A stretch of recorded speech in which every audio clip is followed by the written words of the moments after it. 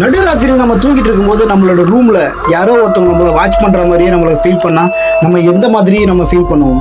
இல்லப்பா நம்மள வாட்ச் பண்றது ஒரு பேயா இருந்துச்சுன்னா என்னது அது உண்மையாவே பேயா இருக்கும் அப்படின்னு நீங்க நினைக்கிறீங்களா? இந்த மாதிரி ஒரு வீடியோவை நான் உங்களுக்கு காட்ட போறேன். ஸோ அந்த வீடியோவை நீங்க பாருங்க. இந்த வீடியோ உங்களுக்கு மைண்ட் ரொம்ப டிஸ்டர்பிங்கா கூட இருக்கலாம்.